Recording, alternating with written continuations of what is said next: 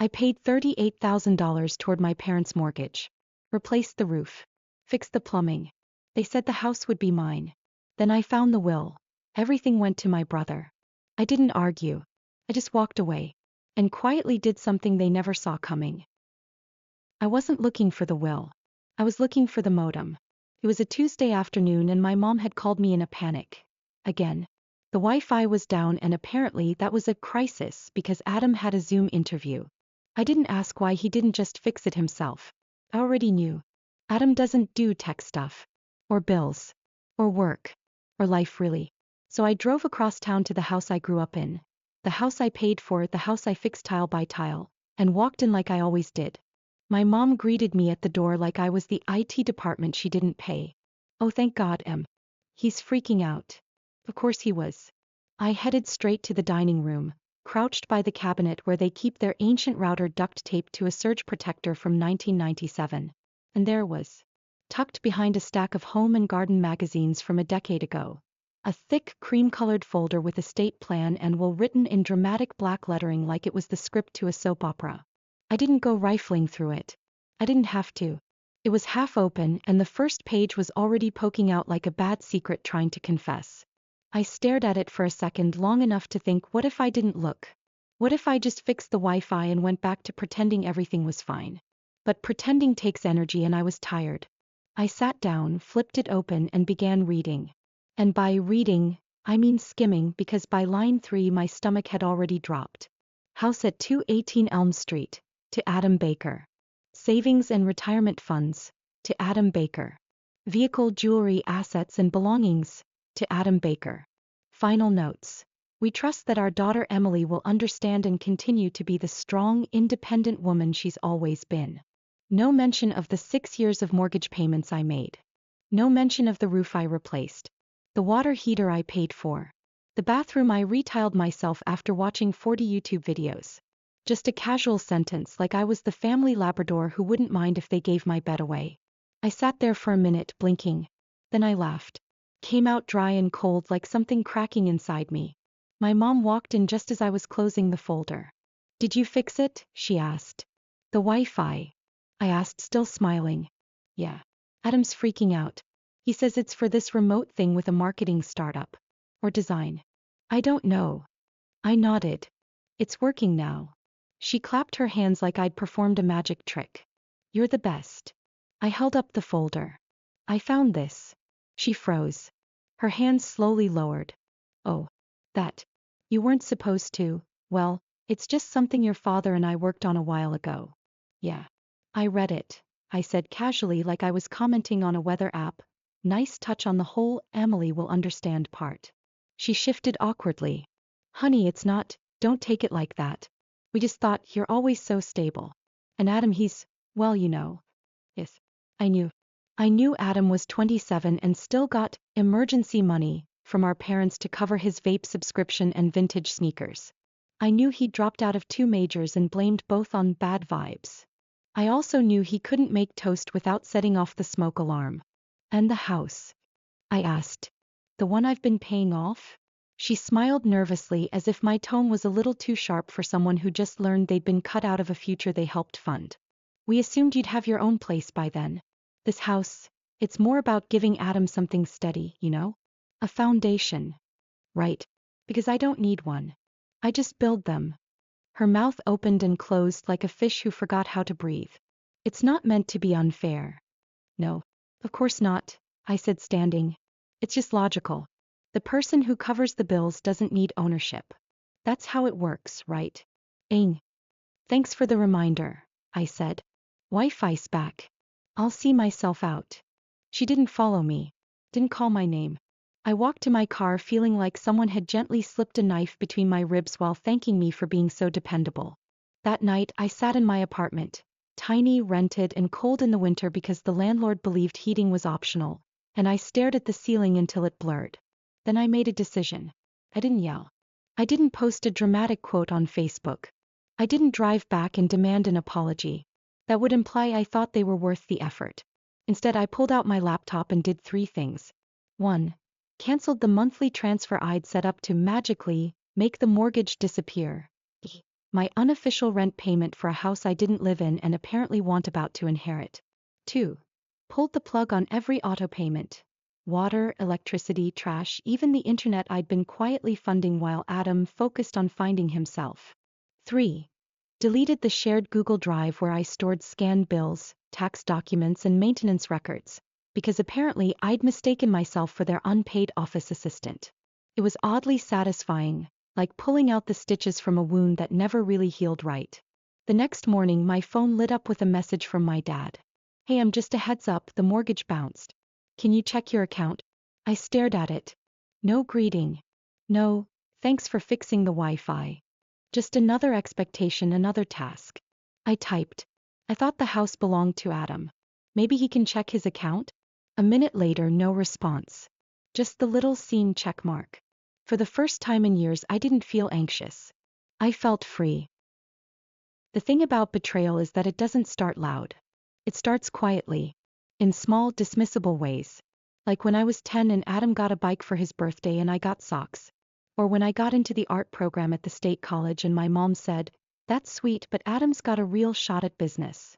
Or the time I came home from my third part-time shift in one day and found Adam playing video games in the living room, the electricity bill sitting unpaid on the table, even though we'd all agreed I'd cover groceries and he'd cover utilities. My parents used to say I was the steady one, that I didn't need as much, that Adam was still finding his path. For over a decade, what they meant was he gets to stumble. You get to sweep. After I found the will, I didn't tell anyone else. Not Adam. Not my dad. Not even my best friend. I said my piece to my mom. Then I walked out. No scenes. No begging. Just silence. But I stopped. Stopped answering texts that said, "Can you Venmo for the groceries?" I forgot my card. Stopped adding toilet paper to my Amazon order for their house. Stopped driving over every weekend to fix things real quick, because Adam's not good with tools. I waited. First, nothing happened. A week passed. Then like clockwork, things began to crack. Adam texted, "Hey, did you cancel the Wi-Fi?" Zoom kicked me off. I replied, "Not my house, remember?" He didn't text back. Then came my mom, "Emily, the water bill's overdue. Was there a problem with your card?" No, there wasn't. My card was fine. My patience wasn't. I didn't answer. Not out of spite, but because I was testing a theory. If I stop patching the leaks, will anyone else pick up a bucket? Spoiler, they didn't. By the end of the month, the garbage wasn't picked up, the electric bill had late fees, and Adam's job interview fell through. Something about technical issues and bad timing. And through it all, I said nothing. Because I'd spent years explaining myself. Years negotiating for basic respect. Years defending boundaries no one else cared to maintain. I was done narrating my worth. The silence unsettled them. I could tell. There was a shift in tone. My mom's texts got softer.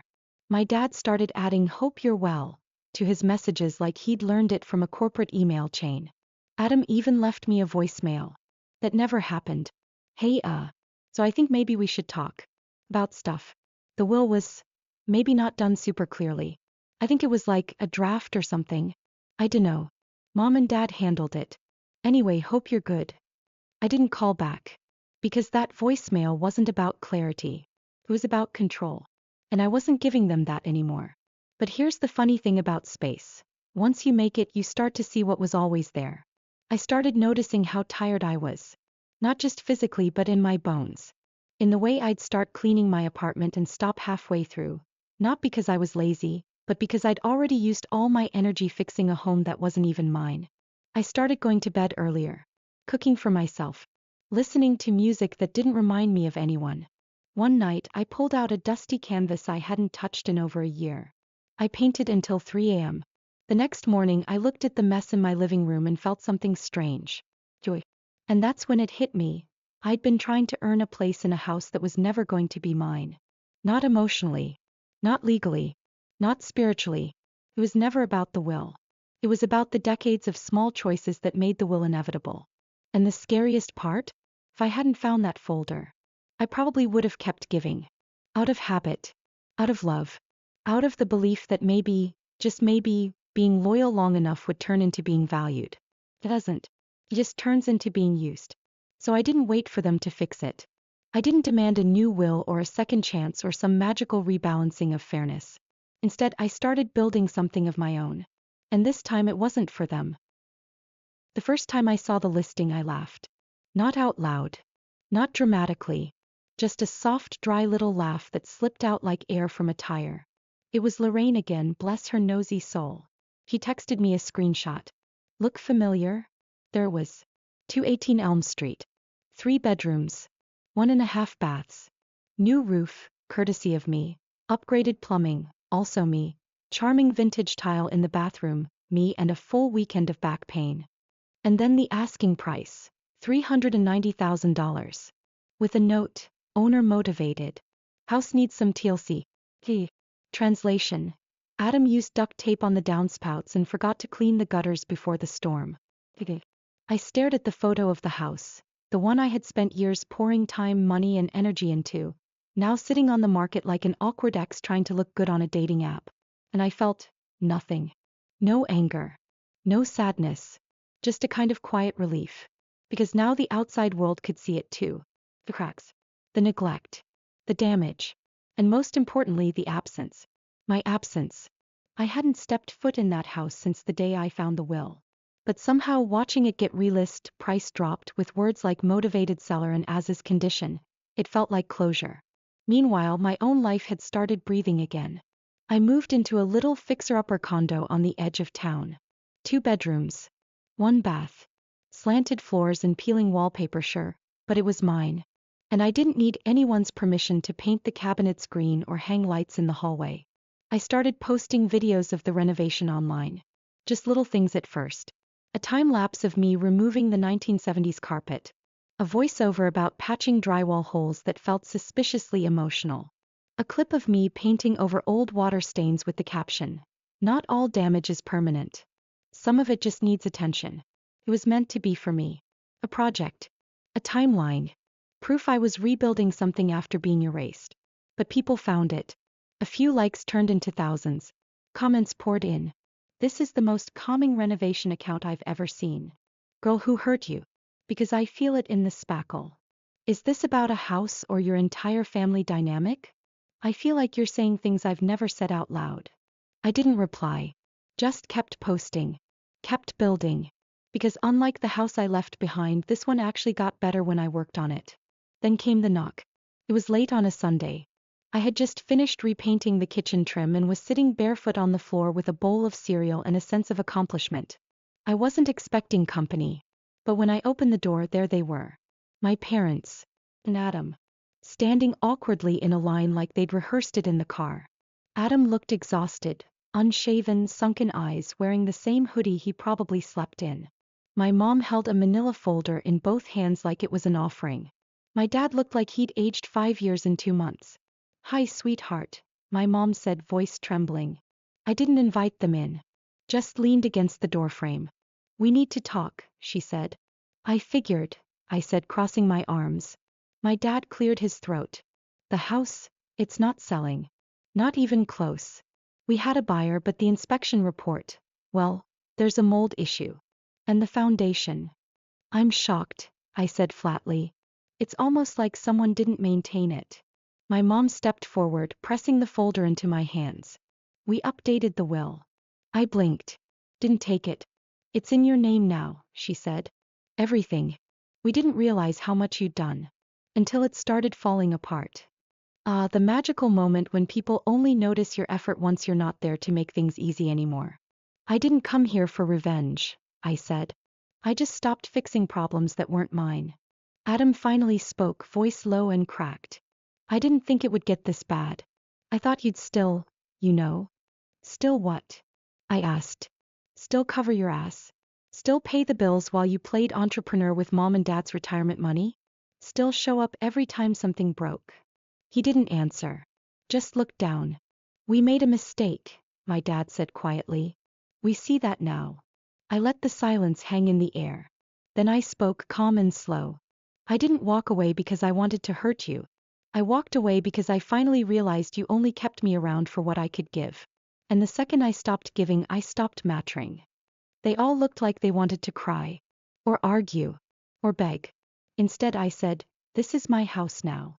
You're standing on my porch asking for my help." That's a sentence none of you thought you'd ever say. My mom reached out. "Can't we just start over?" I took the folder. Held it. "I'll think about it," I said. "But not for your sake." And I closed the door. Not slammed. Just closed. Firm, quiet, and final. I didn't open the folder. I didn't need to. It didn't matter what it said. They could have written me back into the will in gold ink, stapled a handwritten apology to it, and attached a gift card to Home Depot. Too late. The damage wasn't about the paper.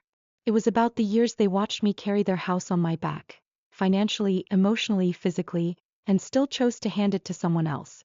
You don't fix that with a signature. A few days passed. Then came the next predictable phase of guilt. My mom's Facebook page lit up like it was being managed by a crisis PR firm. Photo of a flower in a vase. Caption, "Trying to stay strong when life falls apart." A blurry photo of the house at dusk. Caption, "When you give everything to your kids and they leave anyway." Then came the comments. "Sending hugs, Denise. Your daughter will come around. They always do." Kids today don't know the meaning of family. Right. Kids today also don't know the meaning of unpaid mortgages, mildew under the sink, or gaslighting wrapped in a thank you card. My dad chimed in next with his version of subtlety. "We thought our daughter had a heart. But I guess TikTok views are more important than helping family. First of all, I'm on Instagram. Second, if I wanted attention, I would have gone viral telling the story in full. But I hadn't. Not yet." Then Adam posted. A blurry selfie, dark hoodie, blank face. Caption, "Some people are only strong when they're looking down at others. Try being strong when someone needs you." I didn't reply. I didn't post. I didn't explain. But people started messaging me anyway. Friends from high school. Clients I used to do freelance work for. A few followers from my renovation account who happened to recognize the house. "Hey, is this about you? Didn't you say you paid for your parents' roof? This is ridiculous." Want me to comment? Well, I didn't want a fight. I wanted a moment. And when I was ready, I gave them one. One evening I posted a photo. Just one. The house. 218 Elm Street. A before and after. Before, bright paint, clean yard, sunlight. After, for sale sign, brown patches on the lawn, a sagging porch rail Adam never replaced. Then I added a second slide. A scanned page of the will. The one I had first read months ago. The one that named Adam as the sole heir. Slide 3. A handful of receipts with my name on them. Roof replacement, HVAC repair, mortgage payments labeled from my checking account. Slide 4. The text from my mom, dated just 2 weeks after I found the will. "Can you transfer $1,700 for the mortgage? Deadline is Friday." And my caption? Simple. My silence wasn't guilt. I just waited for the moment to tell the truth. That moment is now. I didn't tag anyone. Didn't name names. Didn't accuse or explain. I just let the facts sit there like bricks. Within an hour it had over 2,000 likes.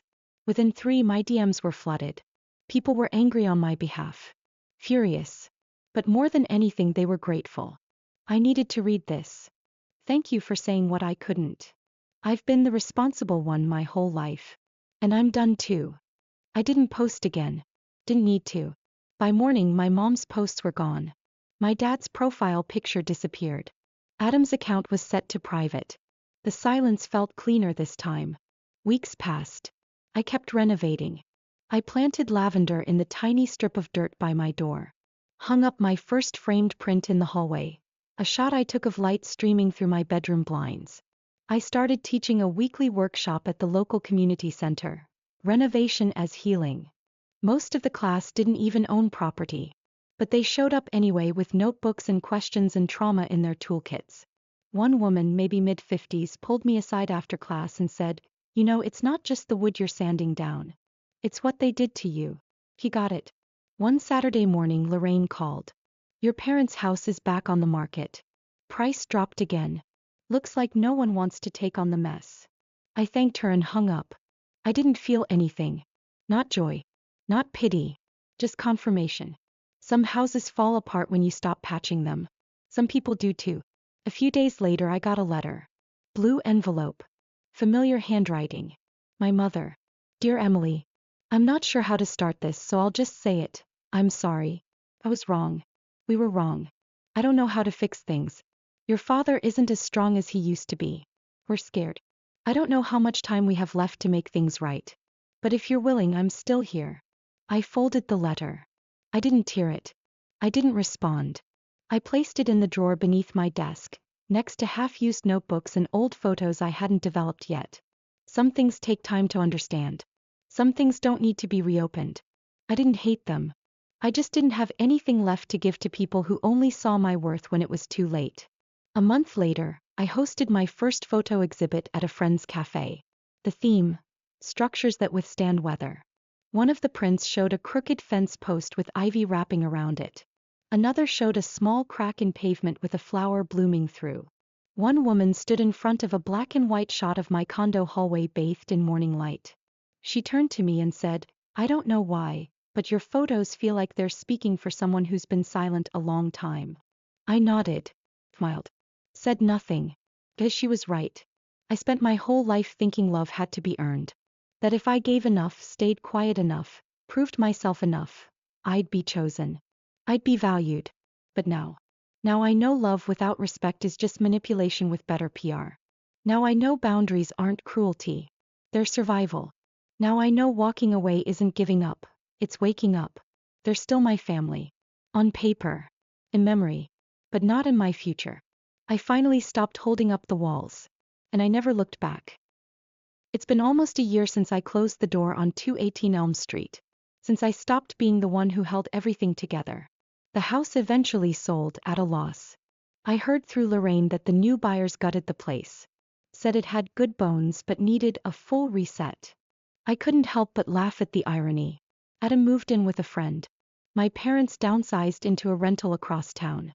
We haven't spoken. Not really. I got one more letter from my mom a few months back. This one shorter. Just said, "I miss you." I haven't replied. I don't think I will. Because here's what I've learned. Sometimes choosing peace means choosing distance. Sometimes forgiveness doesn't mean reconnection. And sometimes walking away is the kindest thing you can do for yourself. But I know not everyone will agree with me. So now I want to ask you, do you think I did the right thing? Was I too harsh?